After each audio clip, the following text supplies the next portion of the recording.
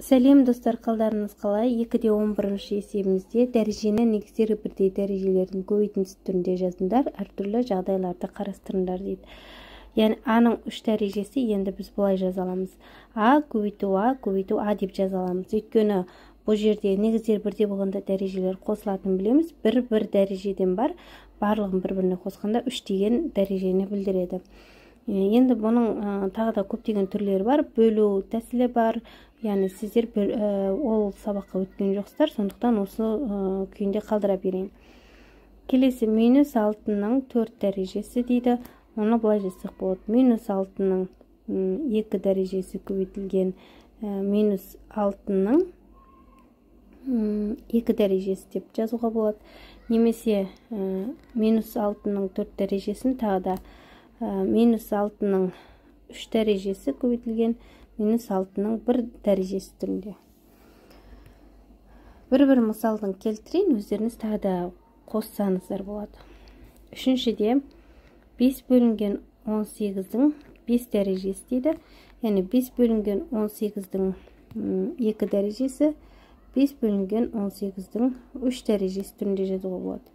Немесе 2-1 дәреже түрінде жазуға болады. Келесі 4-шіде x қосу y-дің 4 дәрежесін x қосу y-дің квадраты x қосу y-дің квадрат түрінде жаза аламыз. Немесе x қосу y-дің 3 дәрежесі x қосу y-дің 1 дәрежесі. Яғни бұның өте көп деген мысалдар, өте көп. Тағы да өздеріңіз ойдан құрастырып жаза беруге болады. Келесі достар, 2-12 есебімізде теңдік тура болатындай етіп, жұлдызшаның орнына бір мәнді қою керек. Келесі достар, 12 есебімізде жұлдызшаның орнына тиісті мәнді қою керек екен. Енді негіздер бірдей болғанда дәрежелердің қосылатынын білеміз. Демек, мына жерде n қосылып тұрса, онда мынау n дәреже деген сөз. Мына жерде екеуі бір-біріне қосылып жазылады, онда 2 қосылған 5 болады мына жерде. Келесі, мынау 2 менен 3-шінің орнына ауысып кетті. Екіншіде, яғни мына жерде мен 3 деп жазып қойдым. Мына жерде қосылып тұрса, мына жерде m болады. m қосылған 3n. Мына жерде көріп тұрғандарыңыздай 3k болады екен. Бұл 2-12 есеп. Достар, келесі 2-13 есепті жалғастырамыз. Мына жерде бұлай болады. К қосылған 1 болады. Себебі, мына К-ға, мына К қосу 1-ді қосатын болсақ, 2К қосу 1 болады. Демек, мына жерде К қосу 1 деген мән шығады екен, достар. К қосылған 1. Көк түспен жазып қойдым. Енді мына жерде қосу ма, азайту ма, білмей тұрмын, қосу сияқты, себебі көбейтуде қосылады ғой. Және де мына жерде 8К шығып тұр. Демек, онда бұлай болады. 3К қосу 2 болады. Мына жерде жұлдызшаның орнында. Келесі есебімізде, 3-ші есебімізде 6К. 6К қандай? К-ны қосамыз. 6-ға 4-ті қоссақ 10 болатын белгілі. Енді мына жерде қосу 10-ның өзін жазып қоямыз. Себебі мында 10 бар. Келесі есебімізде 16 шығып тұр. Мына жерде 13К-мыз бар. 16-тан 13-ті азайтатын болсақ, яғни 3К. 3К қосылған, мына 13-міз жазып қоямыз. Яғни негіздері бірдей болғанда дәрежелер қосылады. Мына жердегі мәнді көрсететін болсам, 3К қосу 13 деген сан. Кішкентай жазылғанда сіздерге көрінбей қалуы мүмкін. Келесі достар, 14-ші есепті шығарамыз. Келесі 14-ші есебімізде берілген теңдіктің тура теңдік болатынынан дәлелдендір дейді. Біз теңдігіміздің бір жағына тиіспейміз, достар. Яғни, мына жауабы x-дің 4 дәрежесі шығу керек. Негіздері бірдей болғанда дәрежелерін барлығын қосамыз. Енді x деп қойында k қосылған 4, n азайтылған 9, қосылған 7, азайтылған 3К қосылған 6, қосылған 2К азайтылған 4n. Енді осыны есептеу керек. Енді қараңыздар, ұқсас мүшеде мына екеуі бар. Бірден олар не істейді? Жойылып кетеді, қысқарады, минус плюс болғандықтан. Сондықтан осы екеуінің үстін қызыл түспен басып қояйын. Енді қалған ұқсас мүше.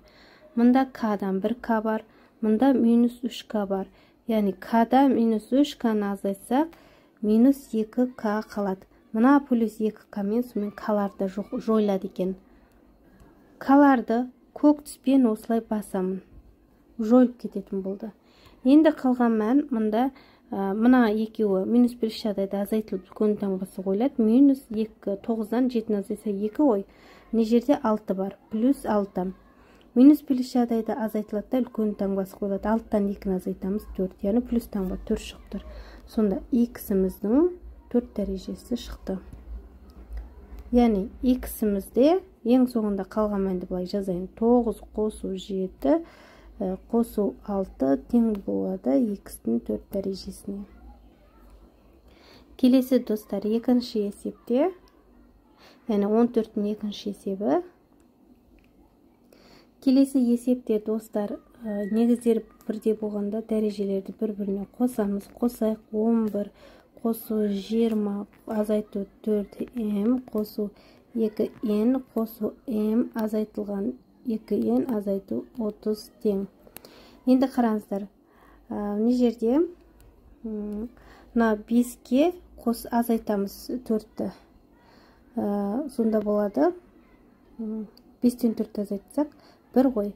Енді міне жерде мен бір нәрсені қалдырып кеткен сияқтымын. Мына жер m болады.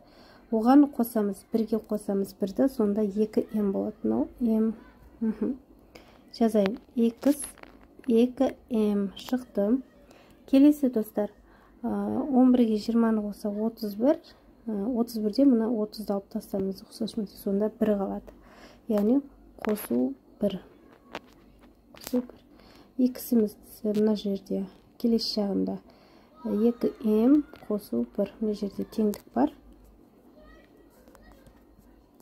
Яғни екеу бір-бірімен теңесті. Бұл есепті енді толығымен сіздер түсінді деп ойлаймын. 15-ші, 16-ші есепті шығарайын, сонымен аяқтайық. Яғни жаңа білімді меңгеруге дайындалыңдар дейді. Бұл жерде түсіндіретін нәрсе болса, сіздерге түсіндіретін боламын. Бұл есепте біз жаңа яғни алдыңғы есептердің барлығында негіздері бірдей болғанда дәрежелері көбейтілген жағдайда дәрежелерін не істеді? Қосып жүрдік. Мысалы, b-ға с-ны қостық деген сияқты. Енді бөлу жағдайы болатын болса, мысалға, a-ның d дәрежесі бөлінген a-ның s дәрежесі болса, a-ның d-дан азайтып тастаймыз s-ны. Бұның айырмашылығы неде екен? Мұнда көбейту болса қосады екен, бөлу болса азайтады екен. Енді сіздер мұнан бірден былай түсіне салсаңыздар болады. 3-тің 5 дәрежесінен азайтып тастаймын, 3-тің 4 дәрежесі, сонда 3-тің 1 дәрежесі қалады деп түсінсеңіздер болады.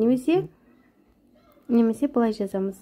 Қысқартып жібереміз. 4 дәрежесін мынадағы 4 дәрежемен қысқартамыз, сонда 3-тің 1 дәрежесі қалады. Ол 3-ке тең болады. 1 дәрежені жазып керек емес. Енді екінші есепте достар, 4-тің 4 дәрежесі бөлінген 4-тің 5 дәрежесі. Енді бұл жерде сәл басқашалау. Мына жерде толығымен қысқартып кетсе, мына жерде 4 дәрежесі қысқартылады да 1 дәрежесі қалып қояды. Сонда бір бөлшектің алымында 1 қалады, бөлімінде 4-тің 1 дәрежесі қалды. 1-ді жазбай қойын, 4-тің 1 дәрежесі.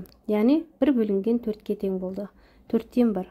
Келесі достар, үшінші есепте 2,3-тің 4 дәрежесі бөлінген 2,3-тің 3 дәрежесі. Жаңа сияқты қысқартамыз. Мынау толығымен қысқартып кеткенде, мынау 3 дәрежесі қысқартылып 1 дәрежесі қалады. 2,3-тің 1 дәрежесіне тең. Ол 2,3-тің өзіне тең болады. Төртінші есепте достар, 0,8-дің минус 0,8-дің екеуінде жақша 2 бөлік алыныпты. Мұнда 3 дәрежесі, мұнда 2 дәрежесі. Яғни, мұнда толығымен қысқартылады да, мұнда 1 дәреже қалып қояды. Минус 0,8-дің 1 дәрежесі, ол 0,8-дің өзіне тең. Бұл 2-де 15-ші есеп. Енді 2-де 16-ші есепті көрсетейін. Теңдіктің тура екенін көрсетуіміз керек. Яғни, мұнда 3 дәрежесі қысқартылса, мұнда 3 дәрежесі кетеді. Яғни, 9-дан 3-ті азайтатын болсаңыздар, яғни 2-нің 6 дәрежесі қалу керек. Ал мұна жақ теңдігінің келесі жағында 2-нің 6, 3 дәрежесі, мұна жерде 2-нің. Бұл теңдік теңдік тура емес, тура емес. Өйткені не болды? Теңдігіміздің бір жағы 2-нің 6 дәрежесі болды, бір жағы 2-нің 3 дәрежесі болды. Бір-біріне теңесіп тұрған жоқ, достар. Яғни бізге тура теңдікте теріп жазыңдар деген, бірақ осылай шығарсаңыздар да болады. 7-нің 8 дәрежесі бөлінген 7-нің 4 дәрежесі тең 7-нің 4 дәрежесі дейді. Енді қысқартайық. Мына 4 дәрежесі не жерде? 4 дәрежесі қысқартылып кетті. Сонда мына 4 дәреже қалды.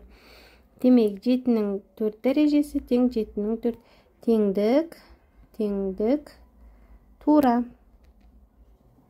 Достар, келесі үшінші есебімізде 0,125 бөлінген 0,125. Мұнда 4 дәрежесі бар, мұнда 12 дәрежесі бар. Яғни 0,125-тің мұнда 8 дәрежесі дейді. 12-ден 4 азайтатын болсақ, әрине қысқартып жібереміз, 8 болады. Сонда 0,125-тің да 8 дәрежесі, 0,125-тің 8 дәрежесі. Теңдік тура. Қысқарта салайын, теңдік тура. Осымен достар, есебіміз аяқталды. Алдағы уақытқа көріскенше сау болыңыздар. Каналыма жазылыңыздар, достарыңызбен бөлісіңіздер. Менің каналымда барлық есептерді ешқандай есеп қалдырмай шығаратын болам. Менің каналымда барлық есептер бар. Сондықтан менің каналыма тіркеп қойыңыздар. 7 сыныптың, 8 сыныптың, 9, 10, 11 сыныпқа дейін барлық есептерді бір-бірден асықпай, ерінбей осылап шығарып түсіндіретін болам.